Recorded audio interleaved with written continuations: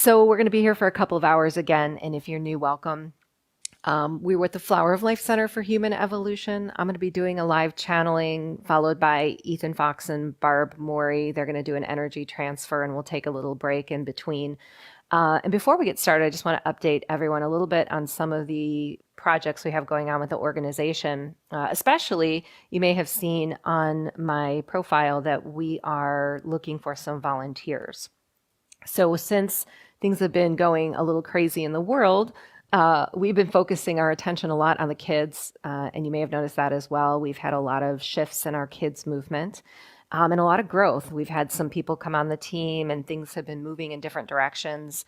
And it's come to our attention that we could use some people in some specialized areas. So scroll down if you're on Facebook, on my profile, or go to the Flower of Life page, and you'll see a link there to our website.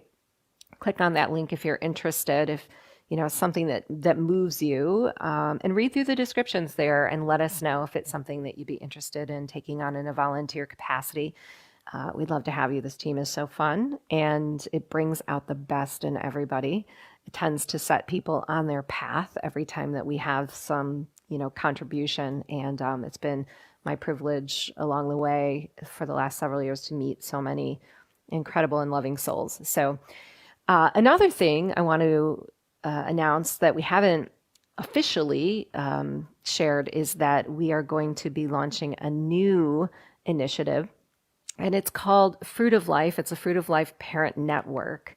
And so obviously, so many of us understand what's happening in education these days. And, let's face it, the mother and father bear revolution is strong. We have a lot of people pulling kids out of the mainstream system, but it's hard to navigate homeschooling and unschooling, especially if it's something new. So we've seen a need here, and we have manifested Sheila Buchanan, who is in this arena and has been for quite some time with her own sons, and she is putting this movement together. So if you're a parent who's considering homeschooling or unschooling, already doing so and have some knowledge or resources to share, watch for our up and coming announcements. These are going to be free remote meetings, but also we've got resources planned to help parents and a lot of supportive material and things. So really excited about that movement.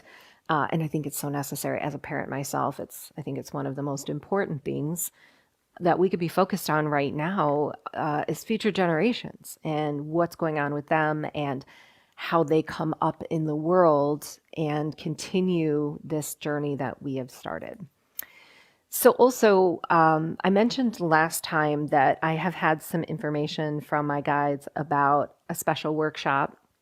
This is, I hesitate to call it a workshop, but I'm putting it into a format that we all understand.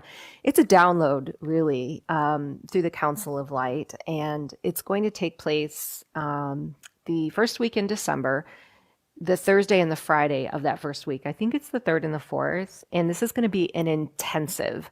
So we're talking a 6-hour intensive, 3 hours each day. If you've done my workshops before, especially at the expo, this is what you're in for. So not only have I downloaded kind of the scope of what we're looking at, which is a huge discourse on planetary transition and a turning point that the guides say we're at, I will also go into meditation a few days before.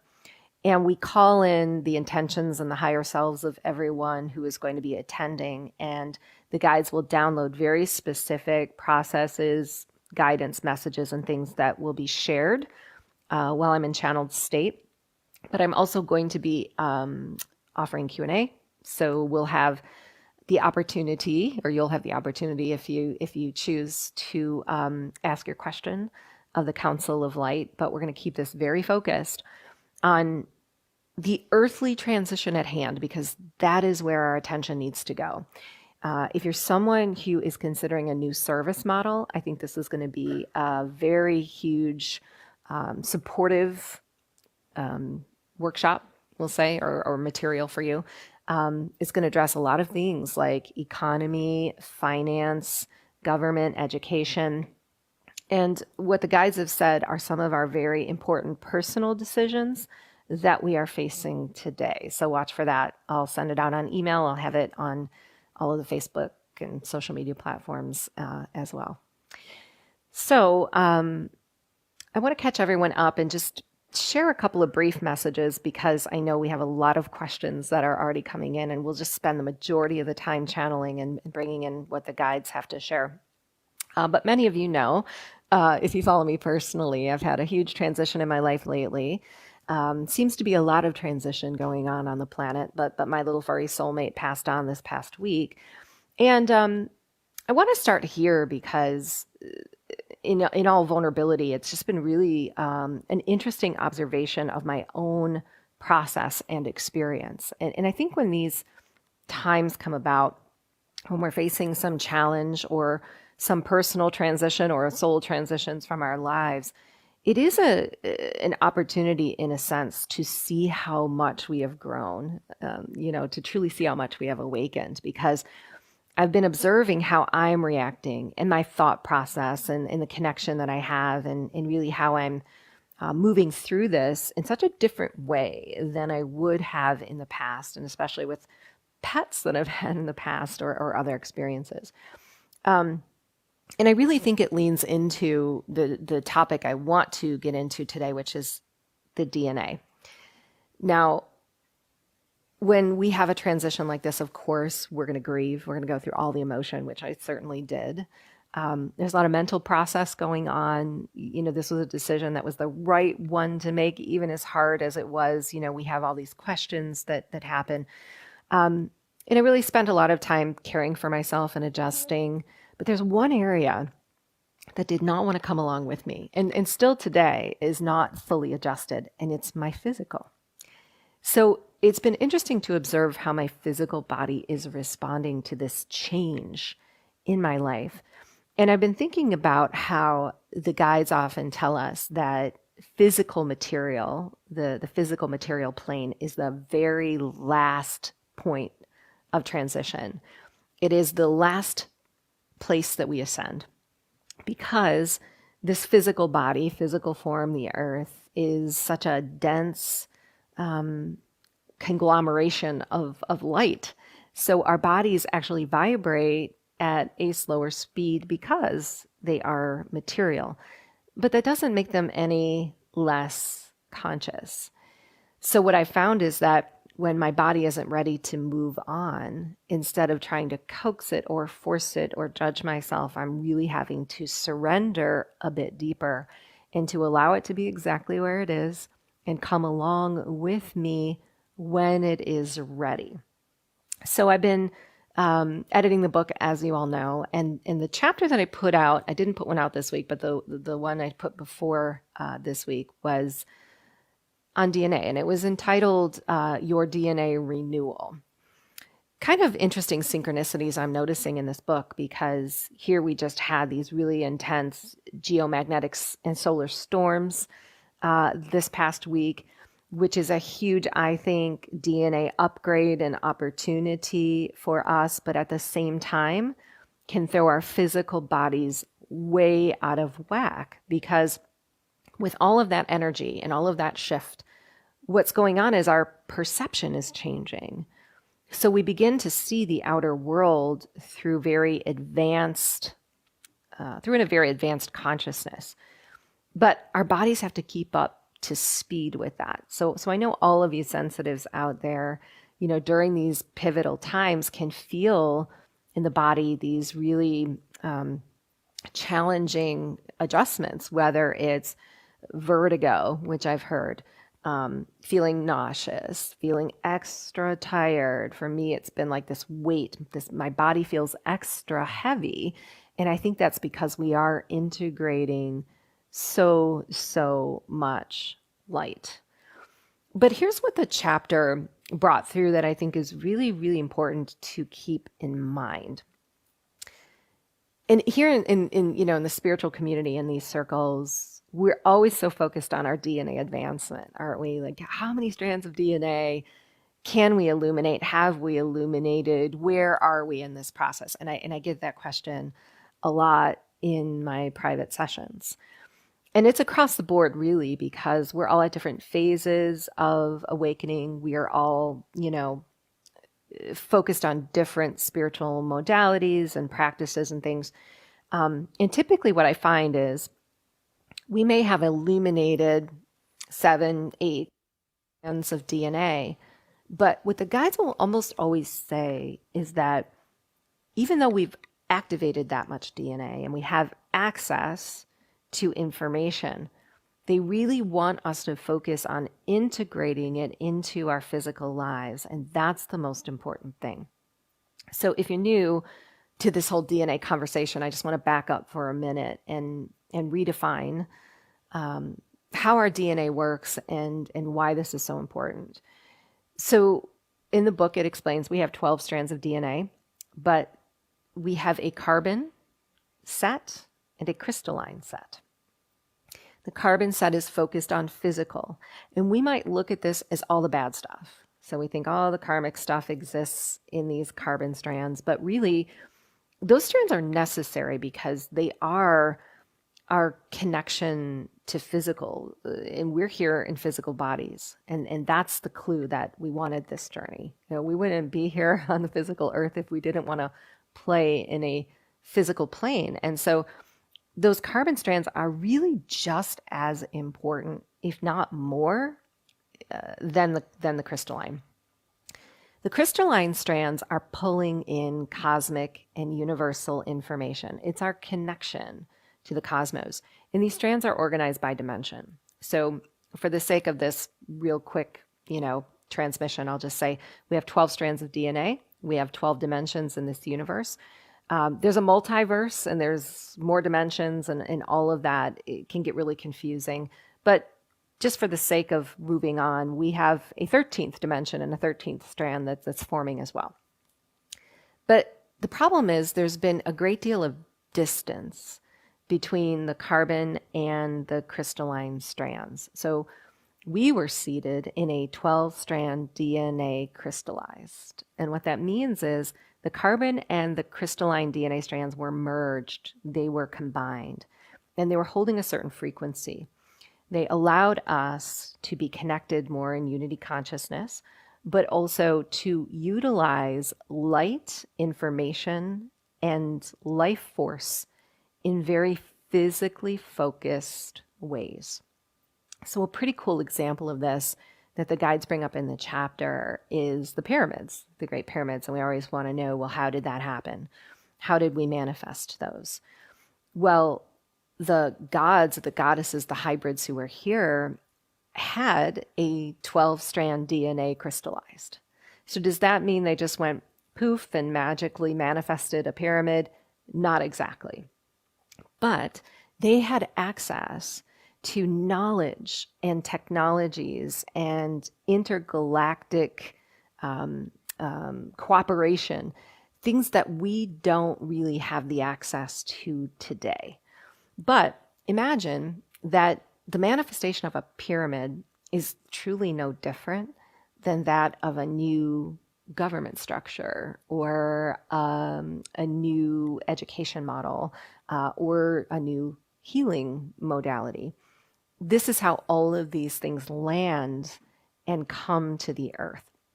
So what we're striving for is not to focus only on the spiritual practice, not to focus only on crystallizing our DNA, because I can guarantee those of you who are here in this conversation and on this live stream have probably crystallized a hell of a lot of DNA.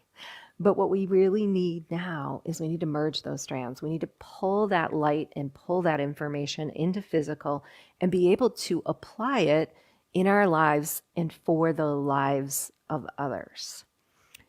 So there was some really simplistic guidance, let's say information that came in about how we do this.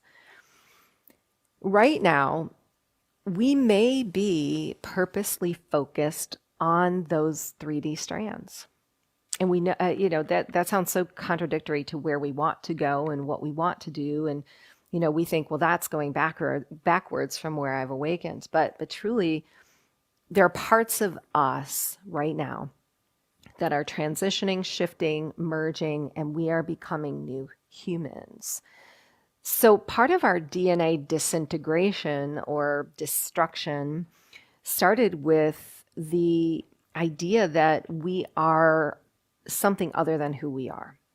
And we have taken on these false identities. And I've talked about this a lot, and the book talks about this a lot, what soul fragmentation truly is. It's when a part of us believes it's something other than what it is. That's the truest definition of soul fragmentation. When we take on an identity that is not our truth and it cannot find its beneficial place. So truly what we're doing now is we're taking inventory of who we are, everything that we believe in every identity that we've walked in, and we're pulling it back together and creating these new, I don't want to say new, I want to say we're going back to our origins. We're really coming back into a rebirth and our origins of our truth and who we are. And so a simple way this shows up is we may be holding on to an identity as a friend or a neighbor or a coworker or a daughter that isn't fully standing in the truth that it knows. And as hard as this is, the best path to DNA integration is to show up as we are in every single situation. Now, we think this might have to be by force, because things are real uncomfortable on the earth today. We have a lot of polarity, a lot of arguing, but that's really not what it's about. It's about living in that truth, not having to fight for it, not having to stand up for it, but simply being it. Being is the key. So in this chapter, they alluded to the fact that our DNA is always receiving signals from our choice. So we can have all of this crystallized DNA and all this universal knowledge, and we can understand so many things from other dimensions. But if we're not stepping within our belief, if we're not living within our belief, we're sending our DNA backwards. The guides even said that in the third dimension, DNA cannot be advanced through spiritual practice alone. It has to be accompanied by standing within your truth and forward motion in a physical plane. And that means not only that we follow our beliefs, but that we create a life that reflects those beliefs in every way, shape, and form. And that can be a risk.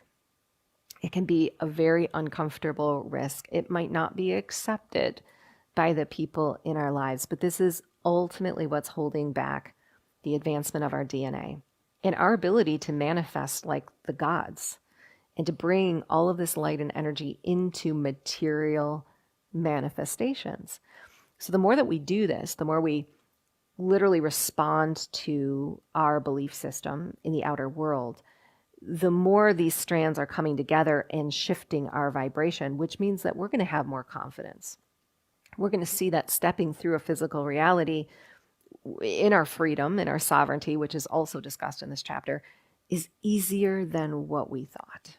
And truly, that is what it's all about.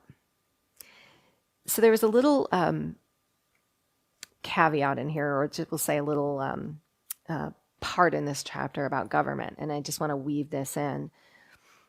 We've grown up to believe that there are powers that are above us, and those powers create the laws, and those laws have to be followed, or else there will be consequences. And because we don't want consequences, we are focused on compliance. And when we're focused on compliance, we are draining life force. We're draining energy because that's not how we were constructed. And actually, the guides say this is a reptilian model. When we're focused on compliance with something, a power outside of ourselves, we're weakening our DNA. And actually, we know the DNA is a primal focus right now and physical in so many ways, but also if we are competing, if we're forced to be in a model of competition, if we're comparing and we are forced to look at what others are doing in order to evaluate ourselves, we are more and more vulnerable to this reptilian type of energy. And that's what we're unwinding right now.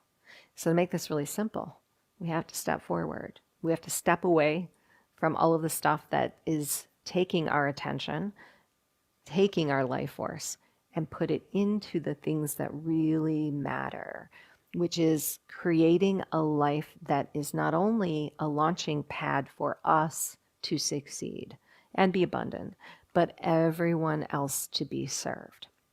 So I'm going to leave you with this because it has been a theme that's been coming in. So many on the planet today are right here, exactly what I'm speaking of with the DNA, but with the foundation, setting yourself up for the next wave of service. And it may seem as if things are stalled. It may seem like we're not moving forward as quickly as we want, but take that time and that opportunity. Let your body rest, rejuvenate, heal, contemplate, make small shifts in your life. And that is where the hugest benefit is going to take place. And we can ask about our DNA as much as we want, but we're going to see it and experience it more out here, which is exactly why we came. All right. So with that, I'm going to go ahead and bring the guides in, and we'll see what they have for us today. And then we'll take questions. So feel free to load up the chat with questions on whatever topics, burning questions you have about what's going on the planet today. And Ethan will be taking those in order. And as we get this general message, feel free to relax in as comfortably and gently as you want, however you want to receive that is best for you. We're going to work with the Council of Light. I welcome them.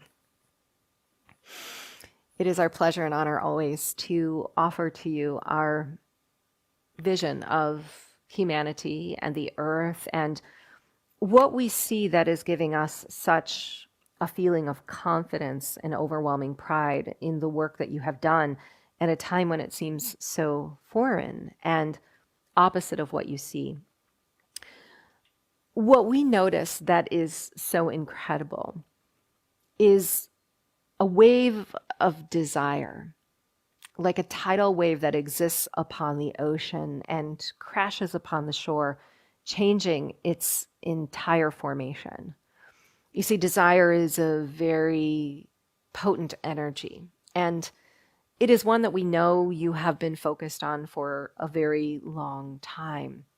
In fact, we believe that the concept of desire has been taken out of context and has focused your attention on achieving it rather than feeling its presence. Because every time there is a request that is sent out from any human on the earth, that request will find its vibrational match. And in a situation, a collective situation, such as the one that you are in today, the requests are many. The desires are similar. And this is creating a frequency that source energy is taking great note of. It's as if the desire for a new earth is resounding in such a state of vibrational alignment that every planet and star system and being upon it is hearing its music. And when this happens, you can be assured that that desire must land somewhere on the earth, and this is why. While there is great resistance, and you have been taught that resistance stands in the way of manifesting what it is you request, there are so many other considerations, and we'll say calculations, that take place beyond your knowing. For example, it is not just what you desire that is heard. It is the origins of that desire that are most important. You would not want what it is you desire if it did not come from somewhere else. And there are two locations through which desire is born. It is either born from something inorganic and outside of you, or it is born from within. And what we have noticed over the last several years in the anomaly of transition that you are all walking is that you are taking more attention inward to your own desire than ever before. Meaning there is less reliance and less coaxing from a false matrix outside of you. More and more humans are putting the brakes on a leading type of energy that has been calling their attention away to things that are truly not meant for them and support another. In fact, we see a stalling of your vibration because this has taken place. There's an integration process oftentimes when souls begin to shift their perception, when they begin taking inventory of what is going on within versus what the entire world is asking them to be or do. And in these moments, the universe is able to do its work. There is work that always must be done, whether it is in a physical linear plane or in our reality. It is just that work is defined and looks a bit differently for us than it does for you. But all of us, regardless of the form we have taken and the location we reside in, are supported by the universe, meaning it is co-creating reality based on desire. And when that desire is organic and true, when it comes from a very authentic place, the resistance that you hold to it is not the same as when it comes from something outside. We want to explain this so that you understand what we are speaking of. Many of you have been led to believe that there is a certain amount of financial abundance you must receive in order to be happy.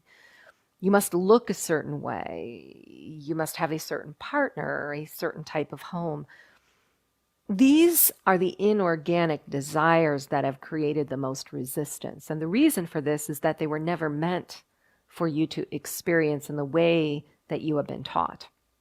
It's been a perpetual cycle of suffering that has been placed upon you. You have been striving for things because you have been told you must have them, as opposed to allowing organic desire to spring forth within. What happens when you are tending to an organic desire is much like what happens when you plant a seed within the earth. It will become watered and tended to by the inevitable seasons, by the sun and the rain and the nutrients in the soil. And while some of that tending is yours, much of it is out of your control. For you do not know what the weather may do tomorrow, but the universe does. And it is always providing what that plant needs to thrive. So what we are saying to you now is so much of the desire that is organic, that we have been waiting to observe come through you, is now sourcing at a very expanded pace. And even though you may not see it arriving just yet, it is so great that it must. A tidal wave cannot be held back by hands. And in the same way, there is no resistance that we see to this organic desire that could hold it back either. So it is inevitable that if you stay focused on who you truly are and what you truly desire for the earth and humanity, it will come. But you must tend to the garden. Tend to the garden as if it is the physical reality in every aspect of your life. Tending not to change, but care for what is there and accentuate that. This is the perfect frequency to be in, regardless of what your goal is. Because the more that we tend to what is here, the more that we have an anchor for what will arrive. It comes not from nothingness. It comes through everything that we have already made manifest. And we are very pleased to take questions. These last 4 weeks have felt very intense with lots of internal purging. Can you explain why the intensity seems to have escalated? Yes, we are the Pleiadian Collective, and there are several reasons for this, and we must also explain that every human soul is very unique. So we are speaking to trends and specifically to very common events and how the physical body and consciousness of humans are responding. It has been mentioned that there have been very intense plasmic rays of consciousness that have been streaming into Gaia. This has been going on for a great long time, but because humanity is now responding differently, there is more intensified and potent frequencies. Think of it this way. You are a container of light. And as light streams in, the container is changing. It is orienting itself and integrating, and the universe takes notice. So everything becomes adjusted perfectly, in perfect increments to what is necessary to ensure that you are moving into the next phase of your evolution. Well, purging is a necessary component of any transition. Ultimately, when we are purging, it is because of a vibrational shift. For example, there may be densities, memories, cellular or otherwise, information, traumas that exist in our field. They can be held in our bodies, or they can be held within our auras. But if there is a very high vibrational injection of light that meets that energy, it is going to have to shift. And often what happens is a very high vibrational component will outweigh and prioritize one that is lower. And because you exist on a physical plane, this may present as a physical purging, where dense energies that can no longer exist within your field are purged. However, we know there is some discomfort with this, and it can show up emotionally. It can show up mentally, for example, or physically. So our advice is this. How you perceive the purging has a great deal to do with the ease of its passing.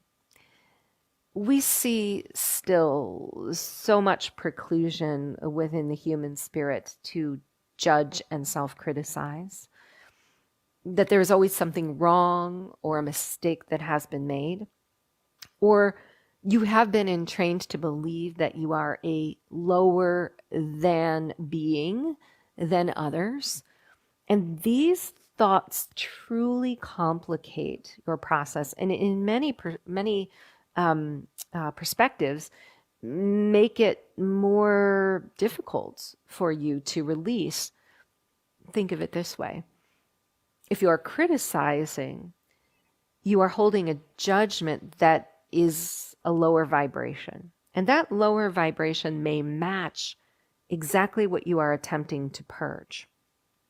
We have a high injection plasmic light that is coming in that is offsetting these things. But it is as if we are in resistance and attempting to magnetize back what it is that needs to release. So attempt to be very present with your thoughts, how you perceive your passage through this time, and be kind and compassionate with yourself. Caring at the most delicate and intricate level. This can be nourishment, water, meditation, and rest. All of these things are important right now as you are integrating more light.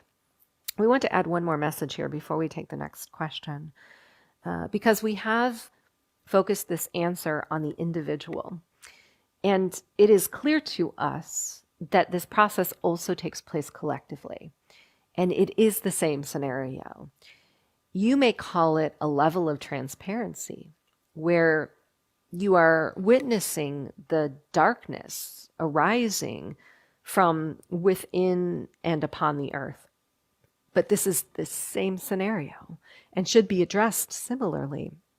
It is not to say that you should not bear witness or pay attention to the purging energy, but how you perceive it has everything to do with how it either becomes recaptured and held onto or released. How can we integrate our outside reality with our inner one? The tug of war is challenging. We are Quan Yin. The outer reality that you see is a manifestation of the inner. So there is no reason to balance the two if you are always focused on what is taking place within. This is a difficult concept to accept because there is so much that you are seeing, clearing and purging from the earth. But to relate back to the message of the council, this is the ultimate process. Your desire and your focus is more within. It is becoming more organic and more conscious and true to who you are. And because of this, you are merely seeing the lag in time-space between what you've created in the outer world and its disintegration to make space and room for what is new. If you are to perceive, again, the outer world in this way, it will help you to come into balance within yourself, which is a slight deviation from balancing the inner and outer. We know you may be speaking of decisions, for example, what it is you face in the outer world that is still manifesting in the way you do not desire. But ultimately, this too is showing you a path or an opportunity to ascend. Because anything that is not in resonance in the outer world is simply a door that is closing. If we are to hold that door open and attempt to balance ourselves to it, we are missing the point. What our inner guidance is showing us is that we are meant to close those doors. We're meant to see them as now a part of our past and become focused on new doors that may be opening. This is something that we know many do not see. They do not believe there are opportunities and new doors to open. But it is just because the focus is so dominantly placed on everything that is now alchemizing to move you into the fifth dimension that it's keeping you in what we believe is a fight or flight type of state, wreaking chaos on your nervous system and causing you to believe that you are not balanced when perhaps in fact you are. If you were not ascending, you would not see the degree of chaos in the physical field that you are witnessing today. It is confirmation that you have become more than what you are. So if you are to only stay focused on your creativity, what your inner world is calling your attention to, and creating that in the outer, this is where the balance will be found. May we hear from the Lyran Collective. Do we all have unique connections with dragons, and how do they assist us during this time, and how may we connect with them? Well, you must. We are the Lyran Collective, and you are a manifestation of all of us, for we are a manifestation of Earth and all elementals that have fused together through molten fire to become a part of her consciousness. The Lyran Collectives are many. They are so many that some are more hybridized and others are more elemental. They have taken on many different forms and focus on many different assignments. But in this message, you will see that we are no different than you. You have also taken on many different forms and many different assignments. It is just that you are not appreciative of those differences, and this is our greatest wish. There are elements that exist within your body. You are water, you are fire, you are crystal, you are everything that we are and everything that the earth is.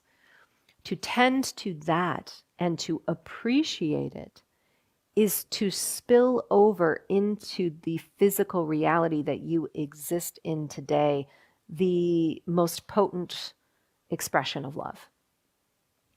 What we want for you is to see your own inherent worth and value, and to also see it in others in a way that does not have to be measured or quantified. We have come as guardians and gatekeepers. We exist within portals and ley lines, and we watch over very potent areas where energy is exchanged. And the energy of exchange between humans is just as valuable. These portals must be opened. They must be opened within your heart. They must be trusted within, because the energy that you share is going to save the planet. What you concern about on the earth, it is not just physical.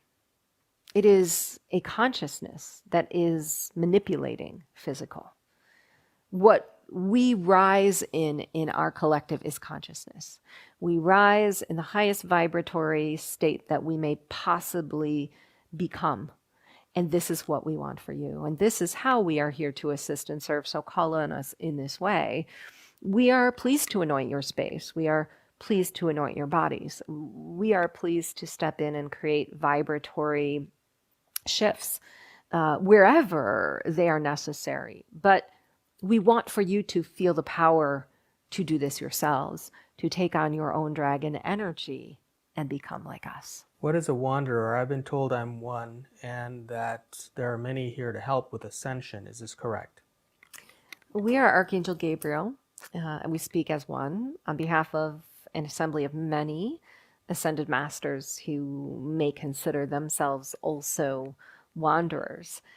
These definitions, of course, take many forms, but we come to share ours because we believe it is most closely connected to your intention in this question.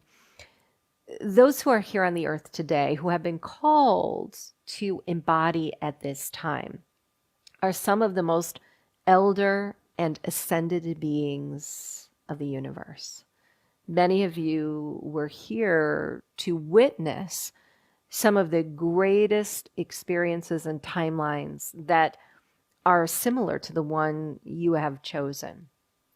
And because of this, you have been called and will continue to be called wherever it is necessary for you to be present and lend your energy. As ascended masters, we have an ability to send aspects of ourselves throughout the galaxy, but especially focused upon Earth. We manifest within human souls, and we open gateways to bring teachings and healings to the planet, new modalities, for example.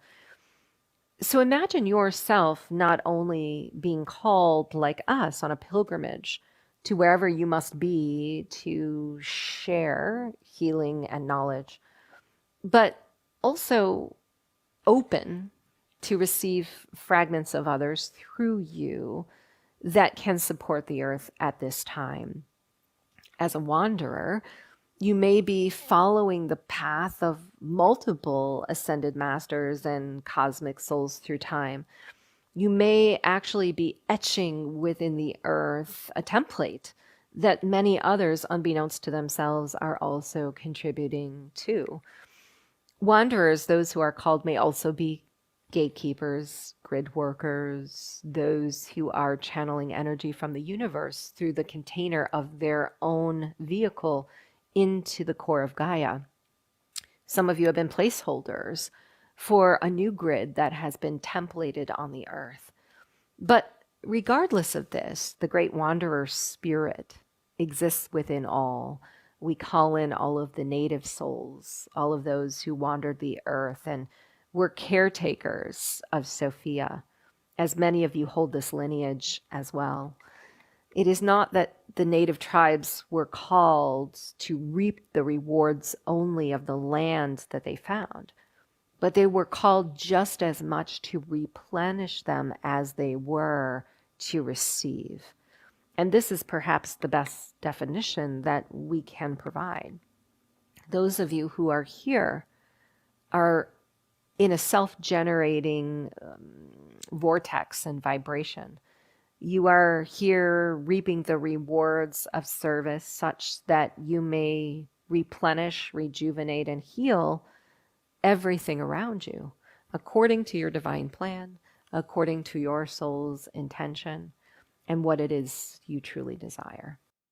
Anything the Blue Avians have to share today around health or world events? We are the Blue Avians, but we are accompanied by multiple councils who we speak with and work for.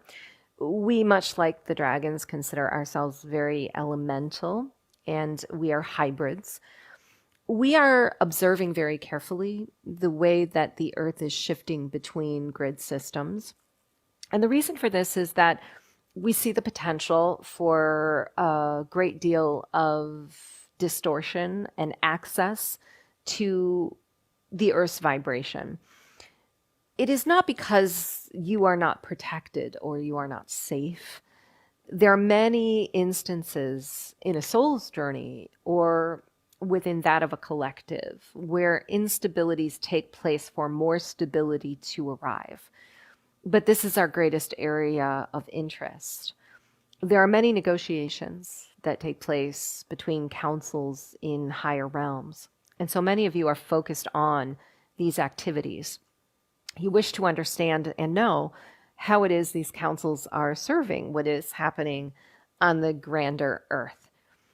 And our most important message is this: there is no overriding of your free will. There are no collectives who are stepping in to direct and dictate the path forward, nor are they here to remove anything that is believed to be unpure. Everything that we are doing is advancing frequency, meaning sending opportunities, signals, guidance, messages, healing vibrations to the Earth to accentuate your evolution, to help guide you to make the decisions that are best for the Earth that you desire. So perhaps what we are saying is there is a great deal of influence and focus placed upon our activity, what it is we are doing to support the Earth's ascension timeline.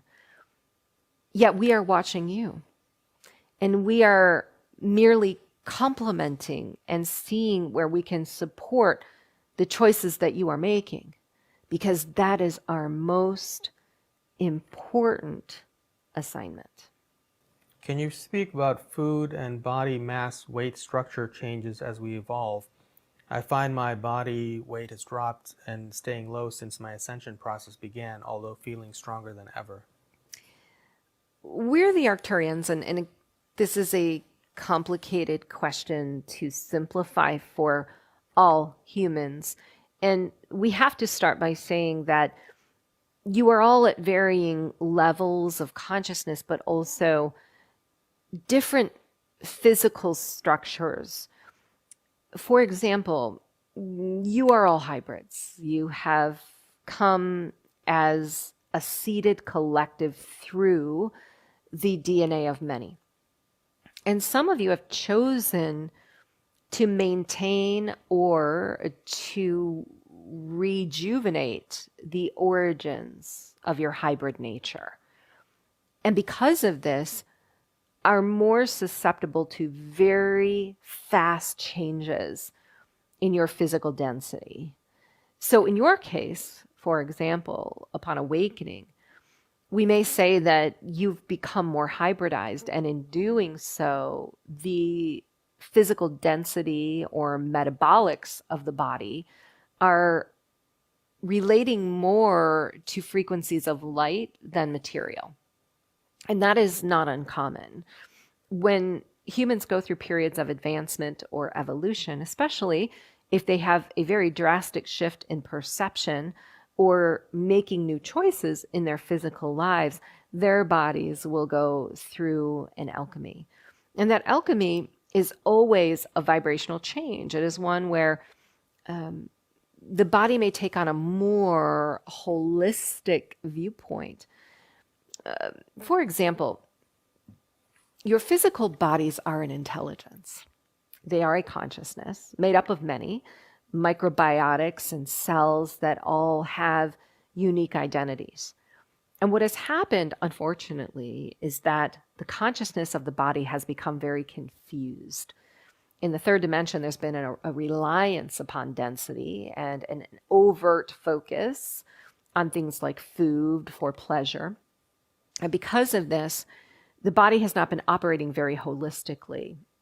Energy centers have become separate, and channels of energy have not been running congruently or in symmetry. Your body is meant to respond as a holistic consciousness to every vibration within it. So this is what happens in an intensified state of awakening, where the body is no longer responding to food in the same way it was before because it is now existing in a higher dimension. We don't want to say that that's the goal, though, because we don't believe striving for this is going to be a supportive message for all of those who are listening. Every body consciousness at its current state needs something completely different than any other. So, are you shifting body mass in accordance with light and time-space? Absolutely. But every individual is doing that on their own terms, their own timeline, and in their own divine plan. To complicate this even further, the body being a mass is something that you manifested in the third dimension. Those of you who were born in this timeline came into a third dimensional reality, and because of that, have taken on body types that are a manifestation of your lineage. This isn't necessarily wrong or negative, but we believe that you are moving into a period of time where you are retemplating the body image for future generations. This is why we are seeing far more focus on detoxification, for example, modalities of breath, purifying the body. All of these things are shifting material into a new dimension.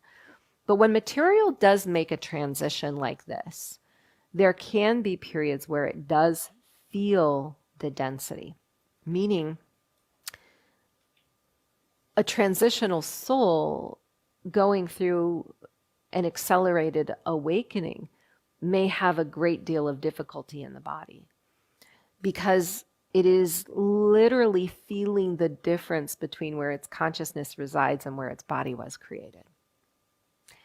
In these moments, again, our best advice is do not judge, but tend to very intricately and delicately what the body needs. And in doing so, you will find that it will make the shift with you and become more hybrid in nature. What is the addiction matrix? Where in the body does it reside, and how do we remove it in the best manner? We are the Pleiadians.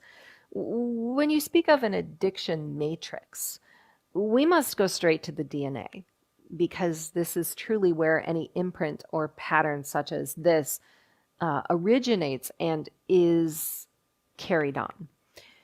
But addiction is something, while manifesting in different forms, that has an origins or a core. And we believe it has its origins and core related to the separation of the mind. We speak to the mind often, and we don't see the mind as negative. In fact, we think the mind is a brilliant and beautiful replica of how energy is shared throughout the universal grids. And it has become a microcosmic electromagnetic system that is meant to respond to the higher aspects of who you are, as well as what your crystalline DNA is bringing to the surface of the earth.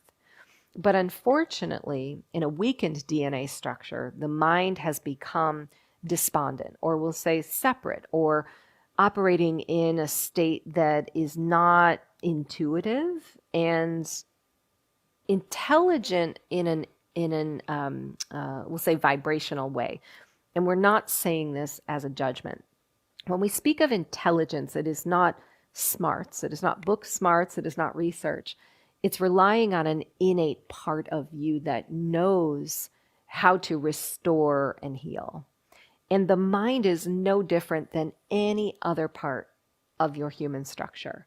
The immune system, for example, works very similarly and responds very similarly to the mind. If there is an addictive pattern, it is a skip or a break in some energetic timeline or imprint that a soul is using to suppress. Not knowingly, but subconsciously, something from before, something that came from the past. This is the foundation and the core of every addiction. It is used as a suppressive technique to not feel or not allow the mind to understand where feeling or emotion exists. These two must come back together, the mind and the emotional body, because they're meant to work in concert.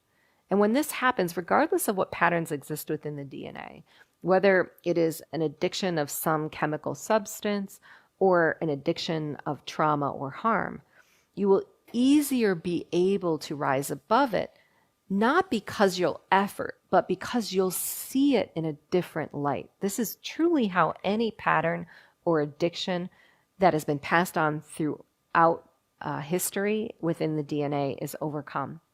We believe it's through effort. We believe it's through some modality that we must discover and find. But actually, it's through an individual's ability to both think and feel as a conscious being, to see how it is perpetuating a reality beyond its essence, its internal intelligence. What the body and the mind and the spirit want to do is keep humanity moving forward in the most resilient state possible. But an addiction is calling a human's attention to something that it's attempting to suppress from the past. And because of this, will remain not as a matrix, for example, connected to all things from before, but in the hologram of a human's life and a potential to be shared with another. So our best advice is this: to find not the origins of addiction, but to work on raising consciousness, to connecting the mind and the heart and the emotions, such that a soul can see exactly what it is creating and easily step beyond it. As an energy healer, I've been feeling called specifically to honoring the birth and death portals. Can you speak on the importance of honoring the birth and death portals and experience and how best to do this? We are Mary Magdalene.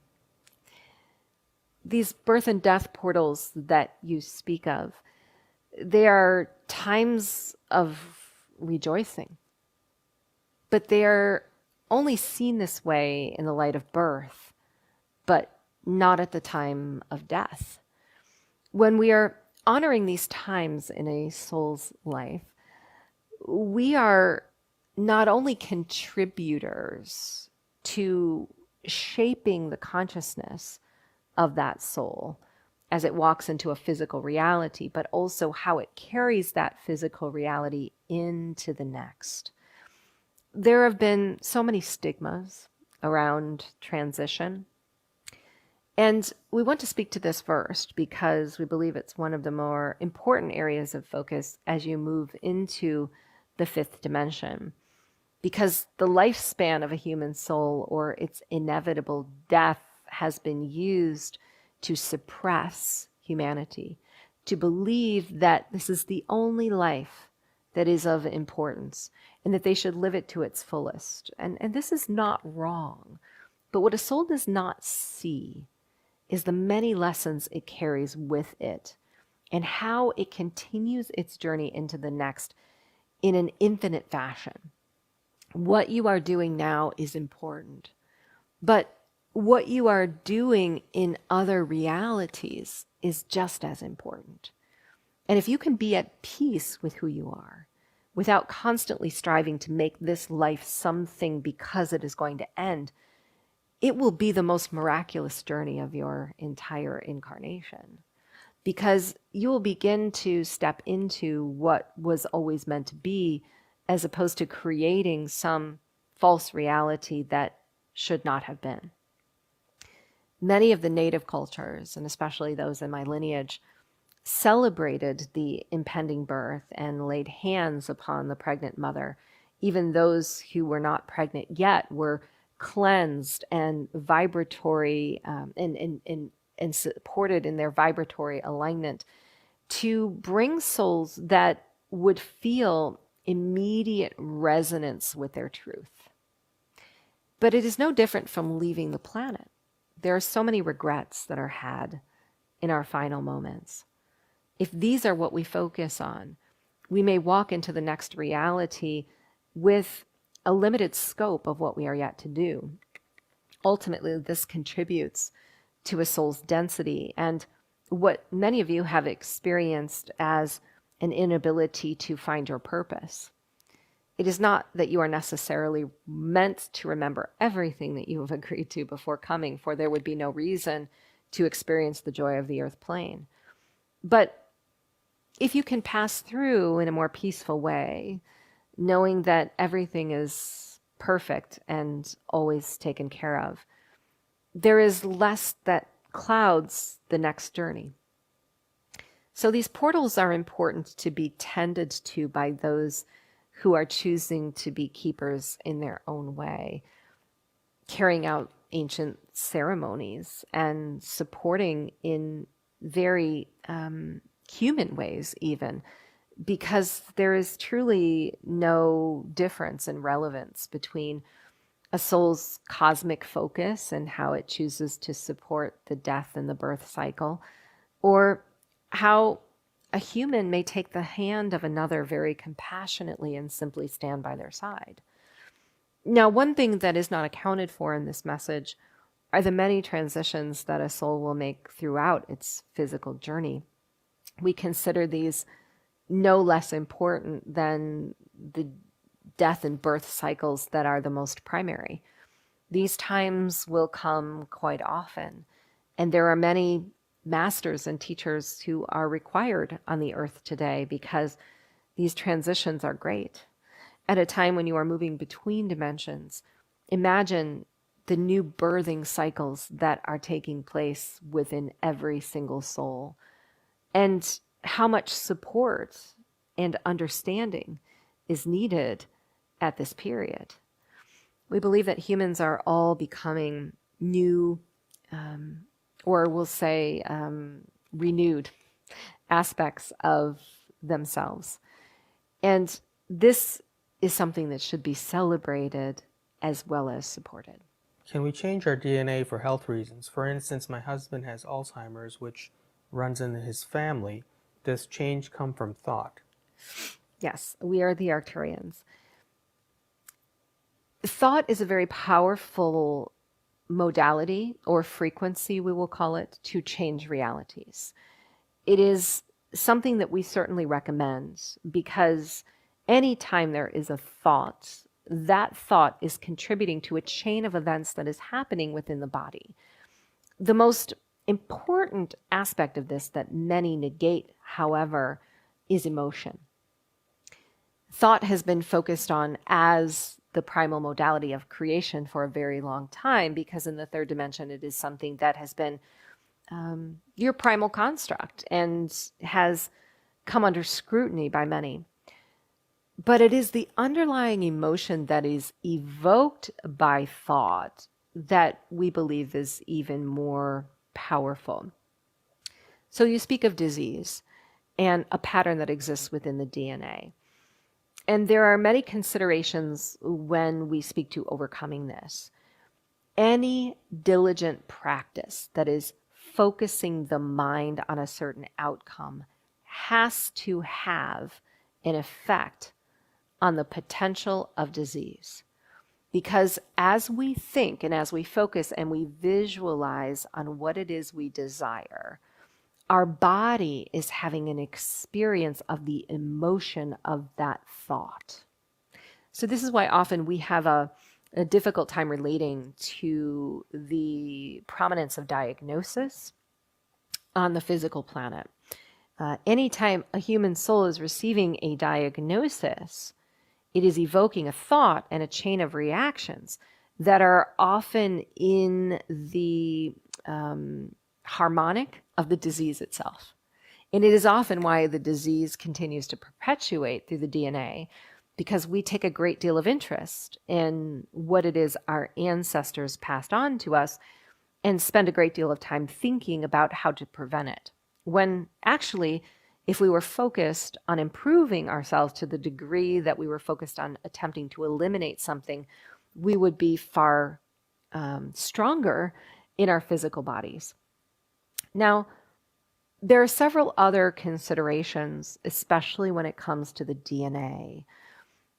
There are many physical agents on the planet today that have been injected into bodies or into the environment that are weakening its potential. And because of this, the DNA strands are defaulting to the lowest common denominator, which is often disease. Think of it this way. The DNA is like a computer program. It is a spiral and a signal. If we are putting things into the body or into the environment that affect the signal or lower its frequency, we are going to match the things from the past that have manifested through it. So what you're striving for in this reality is to surround yourself, your environment, and put only things into your body that are of a different vibration than the one that disease exists within. Or to physically or vibrationally detoxify the body from anything that would activate disease. One of the most concerning elements, or we'll say components of physical bodies that are causing disease that we concern about or wish for humans to pay attention to are metals. Any metallics that exist within the body are holding a certain resonance that are causing a great deal of neurologic imbalances as well as physical imbalances. If these can be kept to a minimum or somehow constantly detoxified, your physical body will have a greater chance.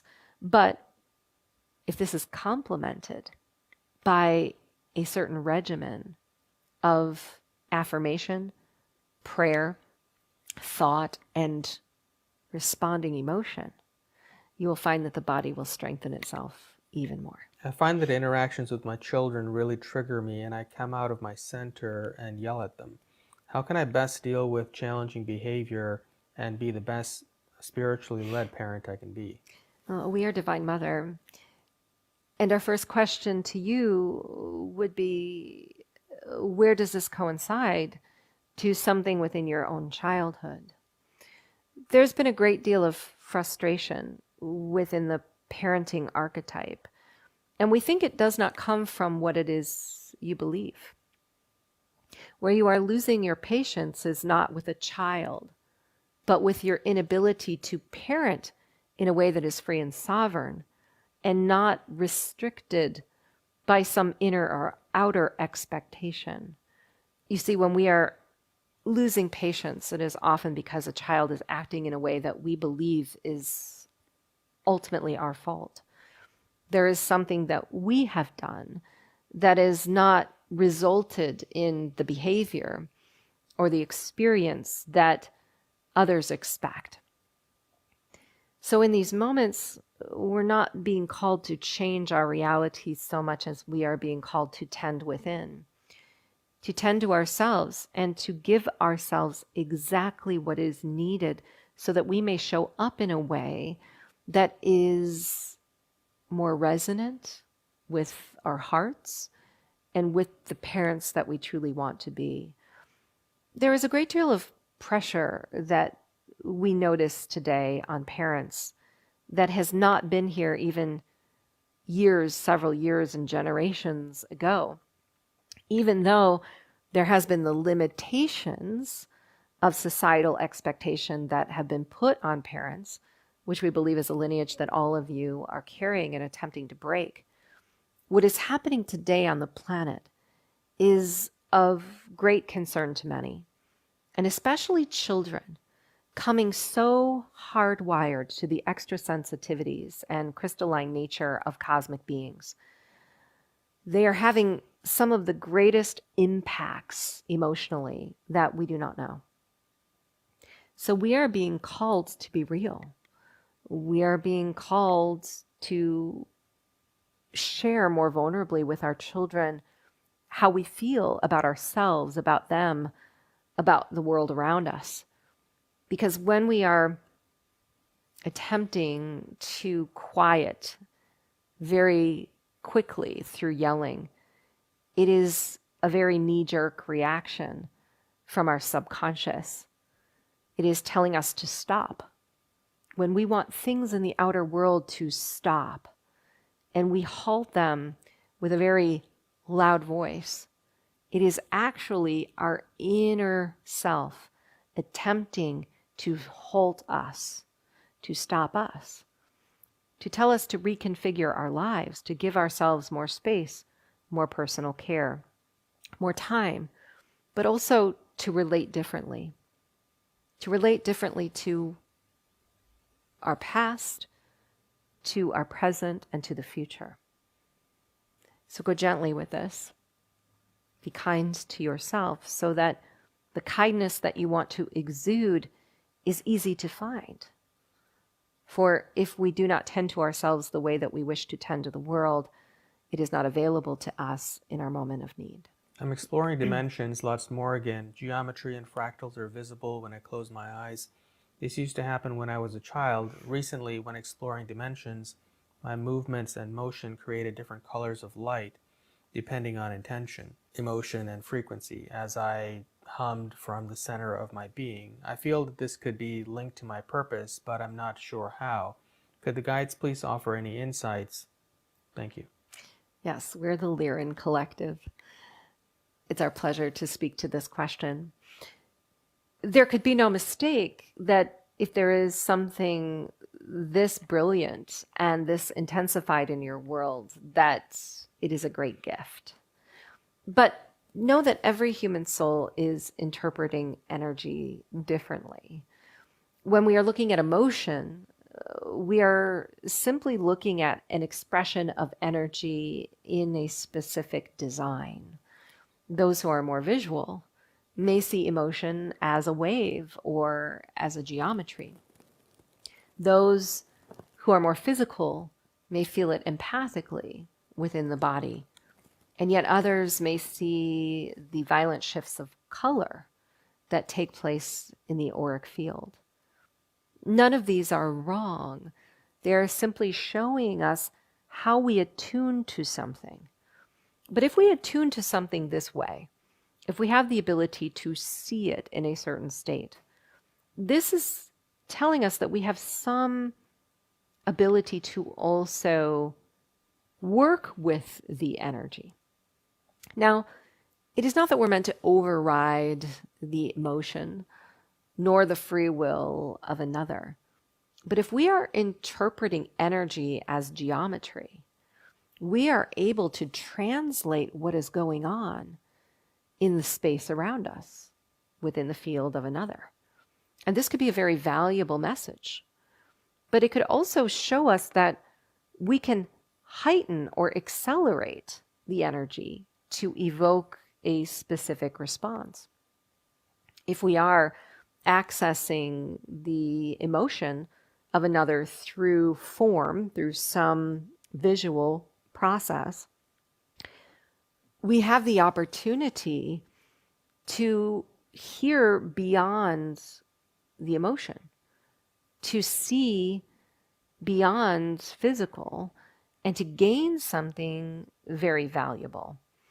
Now, the universe works as a field that is connected. And all things connect through grids and through geometries. But there is also sound, waves of sound that some humans may tune into and hear as certain languages. Others may pick up as a slight dialect or a ring.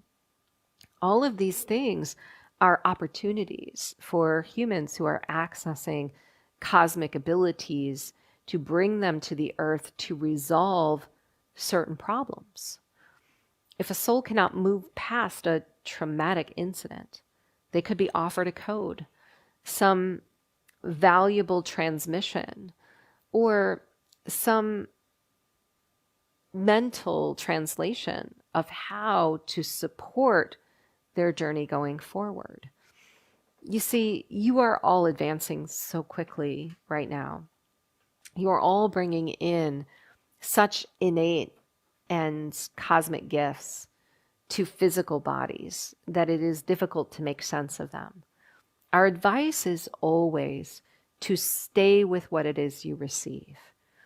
Meaning, the second you receive a flash of light, whether it is a geometry or a color or a wave, hold on to it as intensely and openly as possible.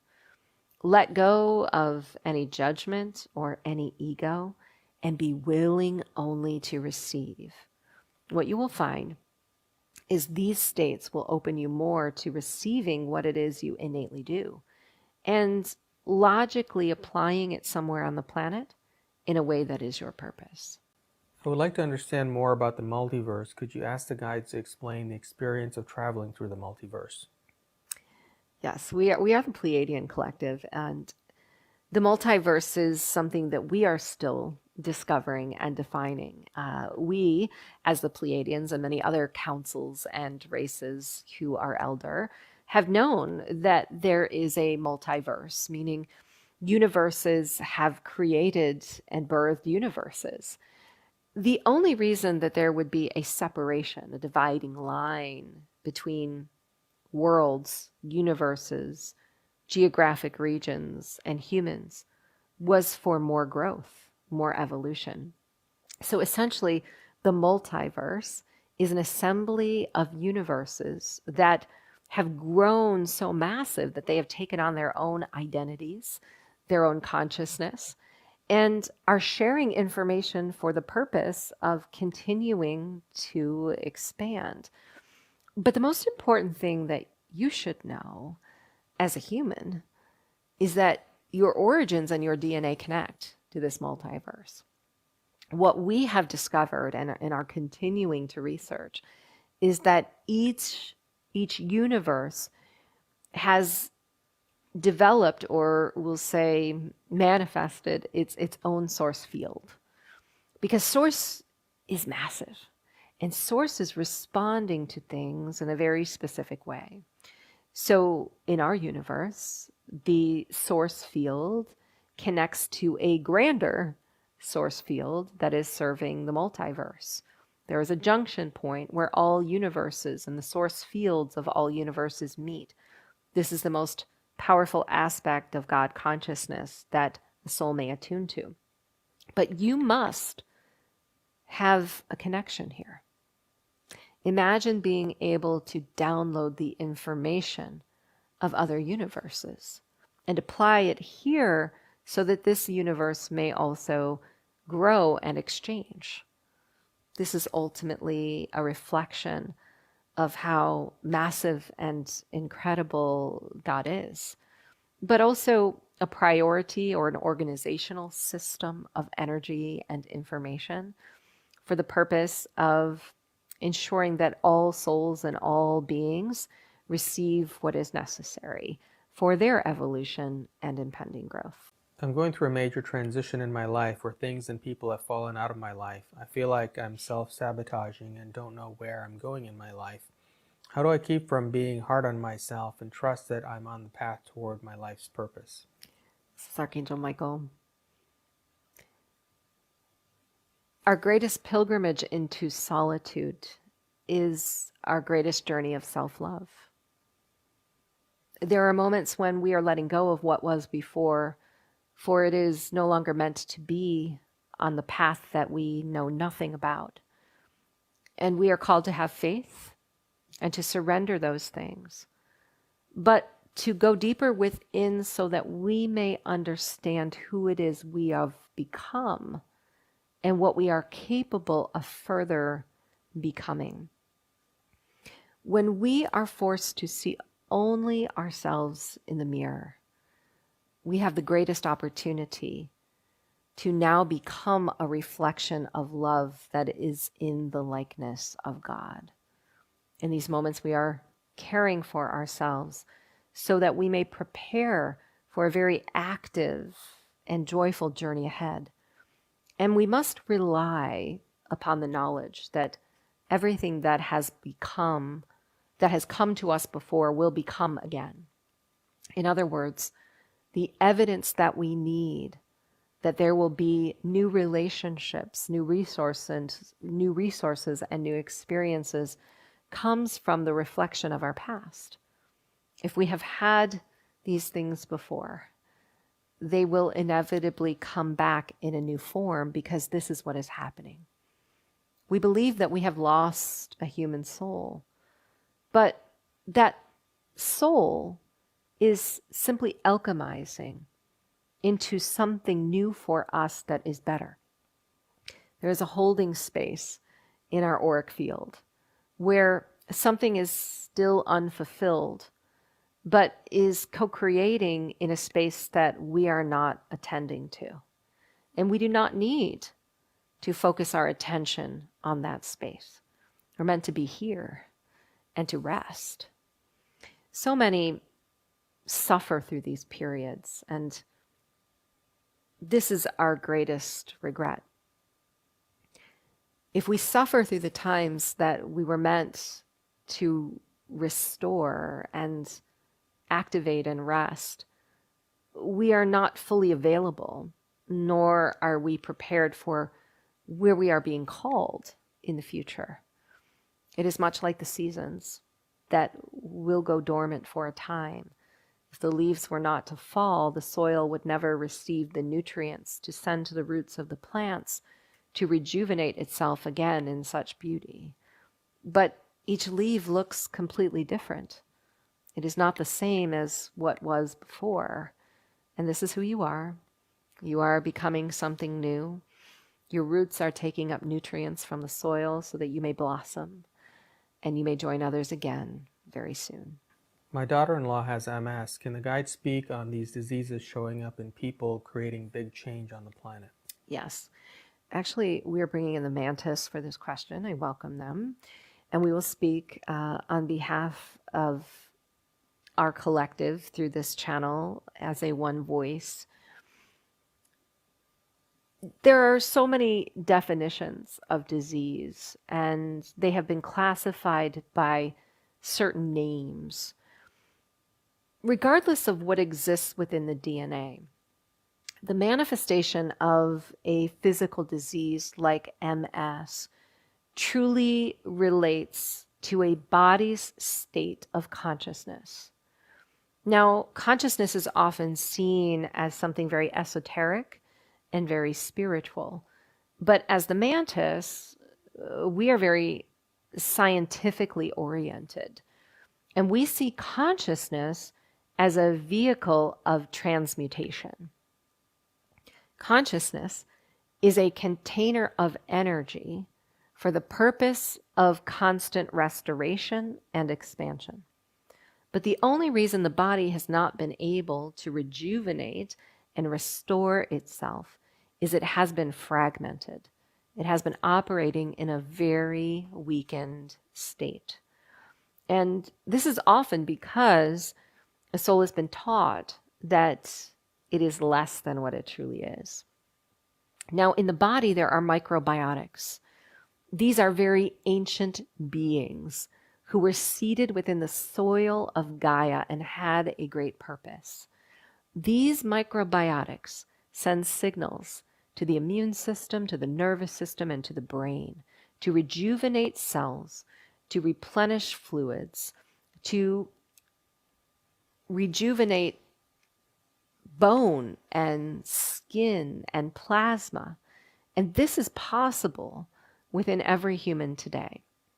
But the problem is the microbiotics that exist within your bodies look nothing like the ones that were intended for your original design or came from these elder beings that are still existent but have been also very suppressed. Our advice always is to strengthen these microbiotic collectives, to work with a human who is guided by collectives such as ourselves and can bring the body through therapies of light, sound, and physical nutrients back into a state of coherence. Because even in the worst stages of a disease like MS, coherence is possible. And this is what you are striving for. So it is not necessarily important that a physical being rid the body of MS. A physical body may have a predisposed pattern to many diseases that exist within the DNA. But the only reason these diseases manifest is due to lack of consciousness, coherence, or the body functioning as one holistic container and vehicle of self-rejuvenating energy.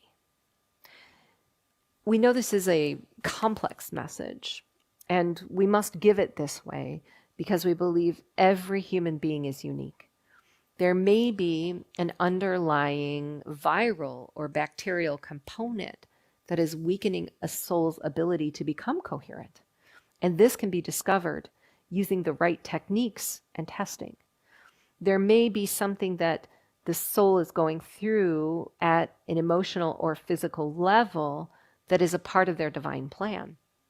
And we believe it is the demise of their life because they have manifested something that we think they can never overcome, when in fact, it is the motivating factor in their awakening and how they are meant to take a journey of a healer later in life. These are the things that need to be focused on and tended to, but use your intuition and especially the breath. As the mantis, we believe that the breath is the catalyst for all bodily resolve.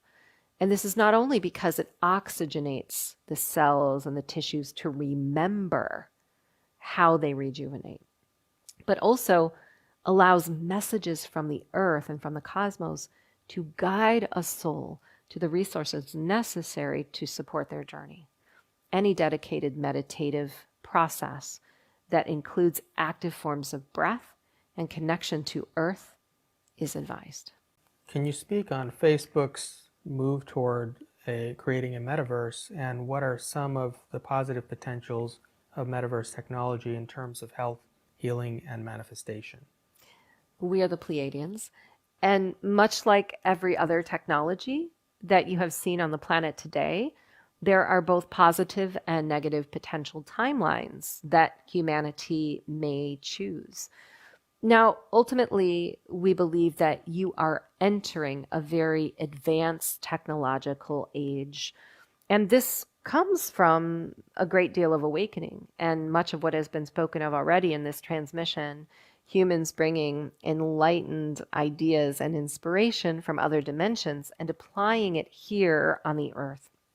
But unfortunately, we have noticed there is a consciousness that you are still working with that truly wants to maintain control of every manifestation that you are creating.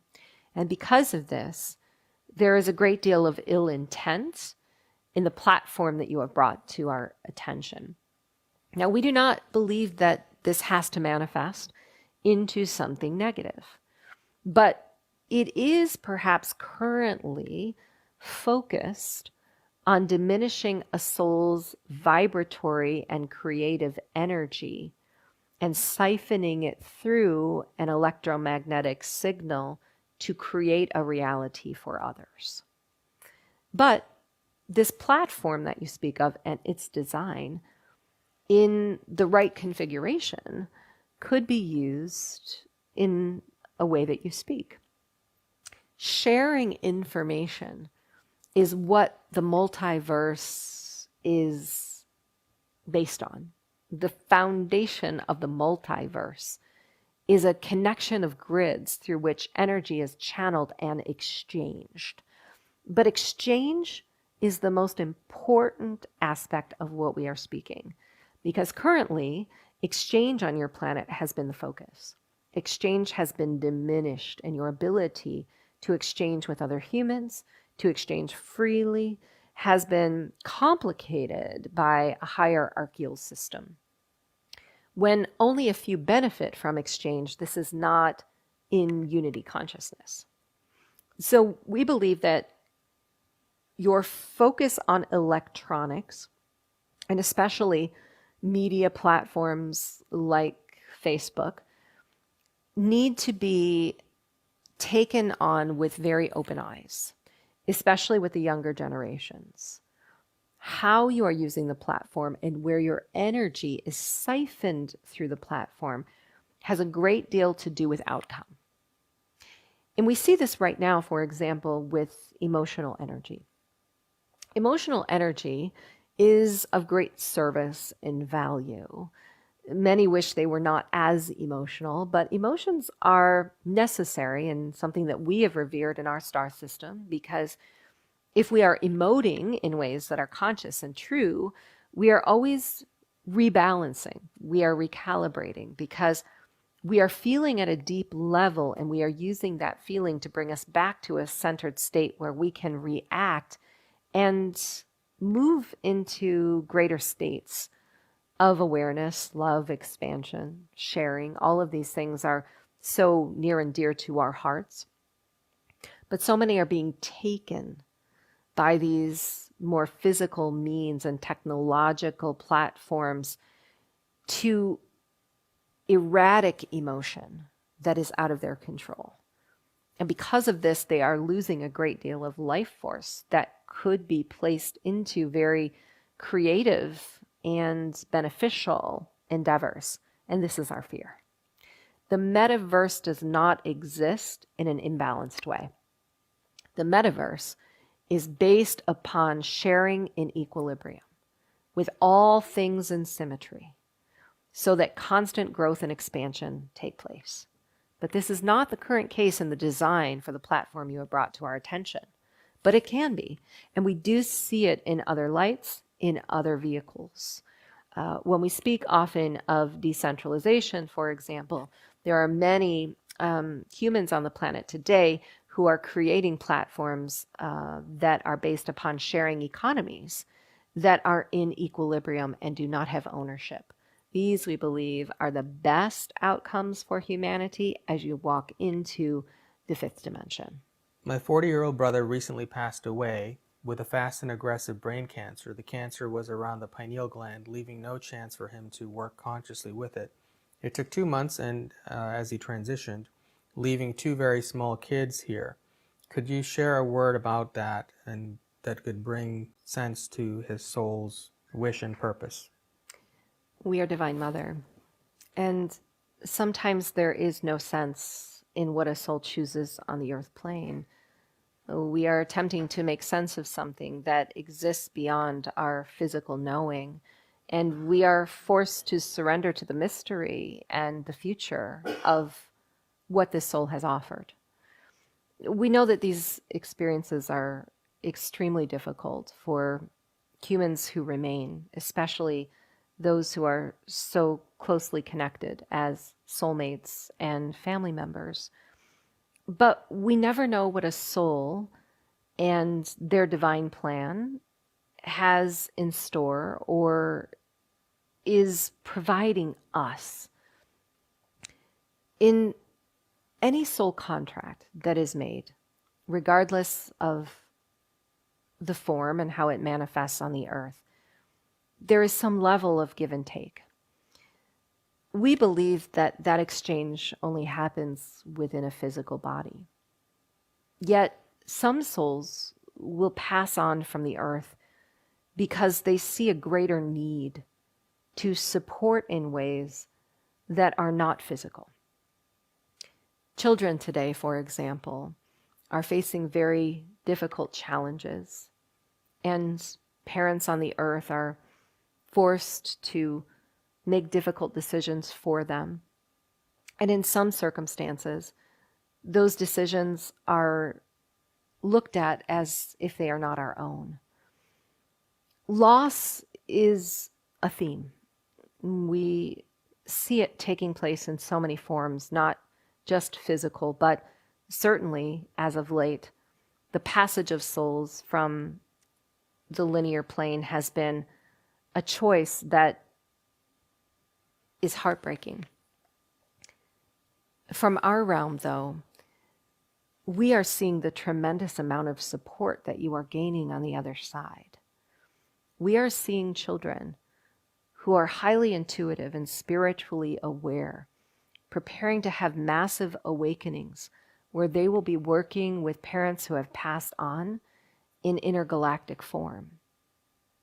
We see humans choosing to come during this period of time and transitioning simply for the fact that there are others who will take on their legacy, who have learned something from them so profound that the contract was fulfilled. And in that, we believe that there should be more. We believe the loss of a soul from the earth is negating us of anything we should have received. But there is one thing we can always be assured of, and that we will remember when we pass between worlds. Every soul has imbued us with something extremely valuable. And if they have left our lives, we can be guaranteed that that gift will continue to support us until the moment we take our last breath. It is all in how we see that soul as a legacy and as a continued connection of our consciousness. Awakening is another theme. And you have mentioned to us the inability to work with a pineal gland that has been diseased. This couldn't be more important in our mind, in what this family and future generations will address. Because the pineal, while there are many who have no idea of its power, is something that all humans are restoring and repairing right now.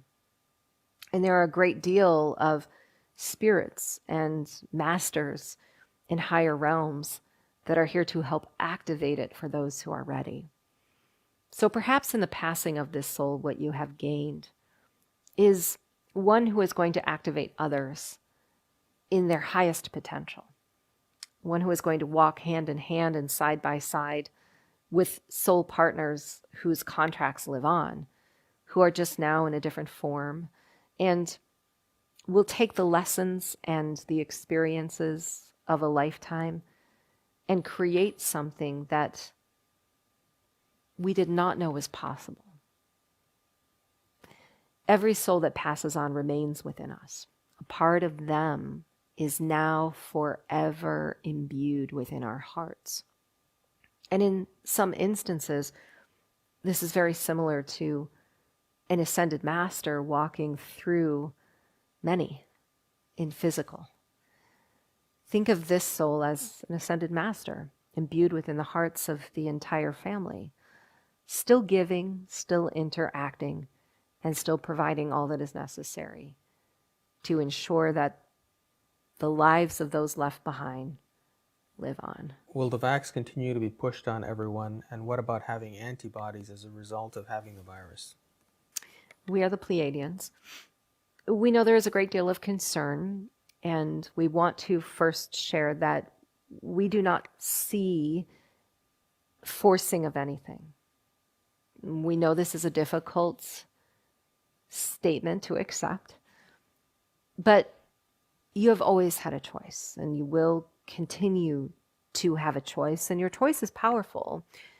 What we hear you saying is that those who are not choosing to go a certain path will be restricted from things that they have been a part of before. And this is part of a vibrational anomaly that all are experiencing today that we believe is necessary for the new earth and for what must be created to ground it into physical. When you are finding yourself no longer able to interact with people, places, or things because of your decision, our question to you is that decision wrong?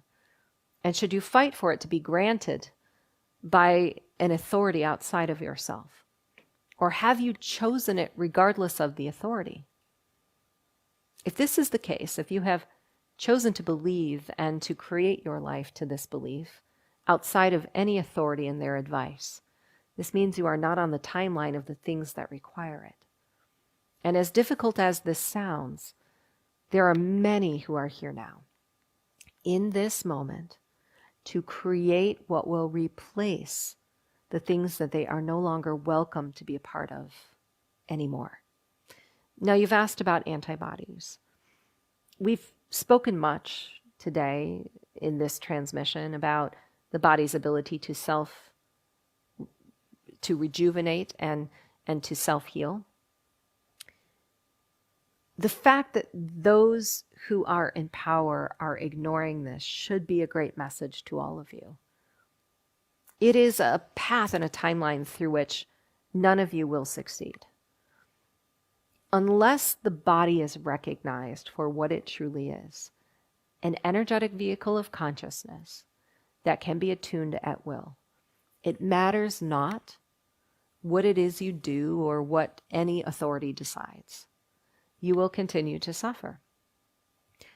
What you are striving for at this current juncture is to lean into what you believe about your body with all of your focus, not to subscribe to what anyone else says or to feel slighted by the inability to be accepted for those beliefs, but to lean in with all of your vigor so that you become the example for those who will follow.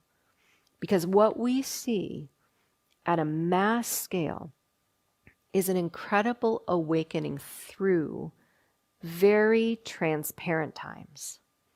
It is just that some are coming into these awakenings through very uncomfortable situations and are not quite ready to accept what it is the rest of you see. When that is the case, which we believe is coming, you will find that your freedom simply is. It doesn't have to be defined. It doesn't have to be fought for. You don't have to push your way in anywhere. There will be open doors that exist all around you. And the split of timelines is something we must comment on. We've spoken about this much as well throughout the many years. The split of timelines has less to do with awakening or consciousness or the amount of information that you have access to or know. The split of timelines is a choice between suffering or not. So if you are suffering because your belief system cannot be accepted, because you are not allowed to walk freely into the places that you have known before, you are not on the timeline of evolution. You are not on the timeline of ascension. Yes, to get there, it may seem unfair. It may seem as if there is something you are being slighted of. But this is only a perception. You are here to create at the foundation and the bare bones of your life. It is somewhat like taking a blank easel and a sheet of paper and not even knowing what it is you're going to paint yet. But that is okay. Be in deep contemplation of that blank slate, where it is you want to go and what it is that you need to do, and trust that those things will be available to you. And then walk out into the world and find them. Deliberately find them. Place your physical focus on choosing those who resonate. Because when those who resonate are many, the potentials are endless. What happened to the Mayan civilization? We are the Pleiadians, and we are working with the Mayan elders. We welcome them as they step in. Much like any ancient civilization of the past, there was a gradual transition from form and into spirit. Our time was not so much complete as we had gained so much from intergalactic tribes and elders and were forced with very challenging circumstances and situations on a physical earth. Those of us who are elders are still existent in a different dimension. And this is the case for many others, tribal or otherwise, Atlanteans, Lemurians. We're still present on the earth, which is, we know, hard to accept. We just exist in a frequency and in a dimension that humanity is no longer in. In other words, we have taken parts of ourselves and fragmented and gone back to a fractal type of existence and reconfigured somewhere else and continued our lives. And we are guiding those on the earth plane who are most in need of what it was that we learned. Now, there are physical stories that we could share, having a great deal to do with the shift of the planet and different polarities that were taking place at the time. Much like the pole shift that many of you have been walking through in the last several years, we experienced a similar anomaly, a great solar and radiant transition and shift in polarity that happened in a different way, a more accelerated way, perhaps, and speaks to some of the demise of our civilization. Waters rose, and the temperature of the earth fluctuated, and there was a gradual disintegration process. Many of us found it very difficult to survive in this climate, and this contributed also to our physical transitions. But regardless of this, we knew very well, many of us who were taught from the intergalactics who were our messengers, that we would go through this transition. And we understood that on the other side, we would realize our purpose, that all that we had experienced on earth was a precursor and a blessing for those who would follow. And we continue to believe that this is our purpose for supporting and assisting humanity.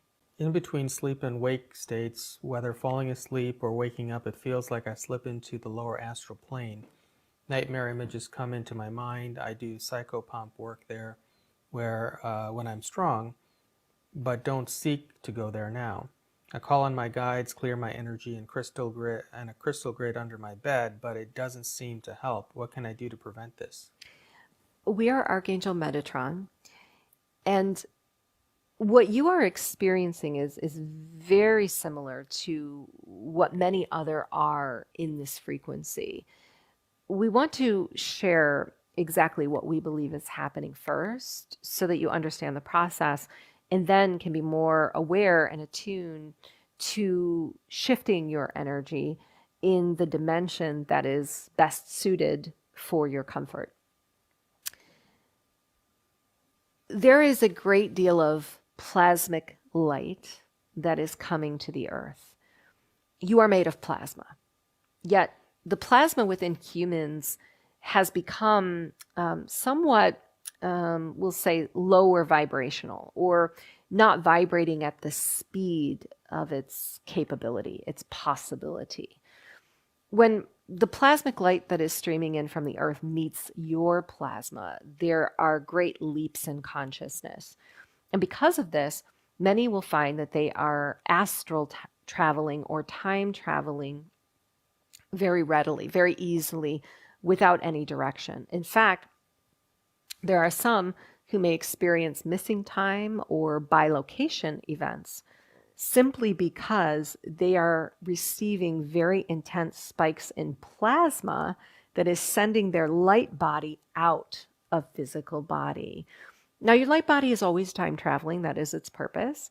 Your light body is assimilating to its environment and receiving information from things in the environment. But what we are speaking of is a mass injection of light that is sending you into other dimensions. Sleep state complicates this.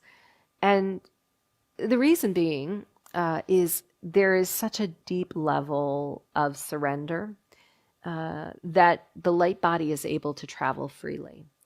And sometimes when the light body is coming back into the physical body, there is a delay. This can be experienced, for example, as paralysis, where the light body is coming back from such a high dimension that the physical body is having a difficult time integrating that light, and for a moment cannot find its place on the earth. This is somewhat like the anomaly that you are experiencing, except you are stating that you are going into a lower level astral plane. It is rare, but sometimes when a light body is stalled from entering the physical body, it becomes very vulnerable. It can become very confused. And in these moments, there are lower vibrational entities and beings that may begin to infiltrate and attempt to share messages. This is not of great concern to us. We know this sounds extremely fearful to you. But if you understood how powerful you were, you would never worry about lower vibrational beings ever again.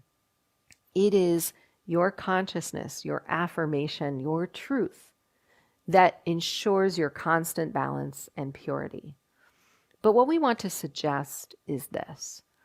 If you are in these moments where you are sensing yourself not quite embodied, but in a state that is questionable, direct your attention immediately to light.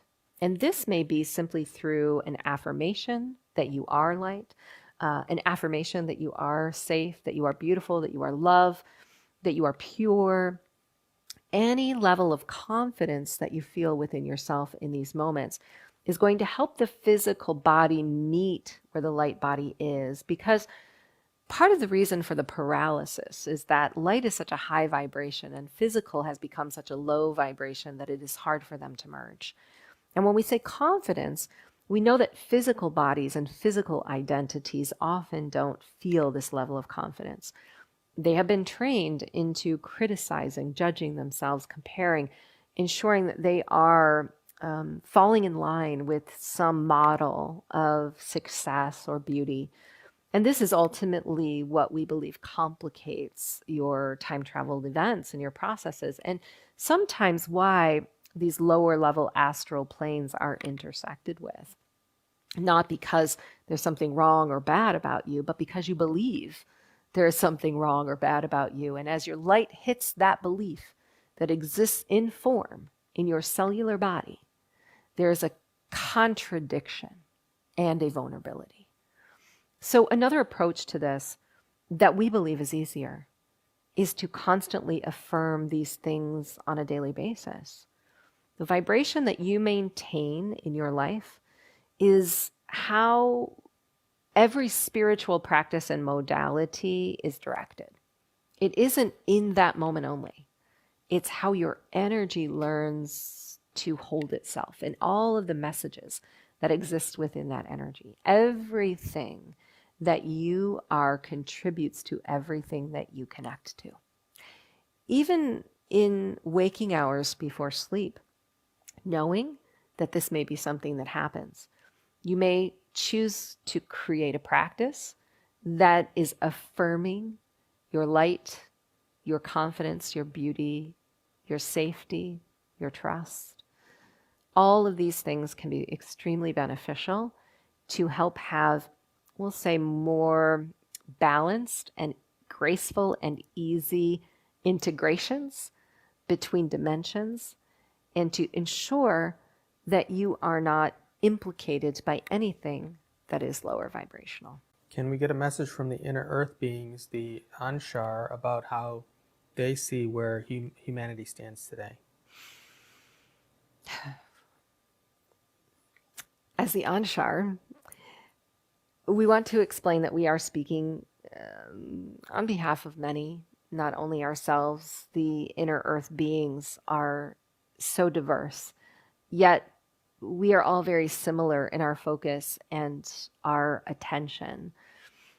Many see the inner earth as a place of lower vibration. And there are some who exist in this realm who should not be here. But all that we see in this space is beauty. We see the roots of the trees intersecting like a network of electromagnetic thought and sending signals from deep within Gaia into the pranic energy of Earth. We see the birds responding to the Schumann frequency and the waves of the inner earth waters. And we watch them responding to you and supporting the renewal and the vibration that is taking the earth into the fifth dimension. What we want you to know most is that Gaia's core is resilient and strong. We are very plugged into her messages, and we confer with her often so that we know we are doing great justice and duty to cleanse and purify everything that exists within her so that it manifests through the crust of the earth in perfect form to support you.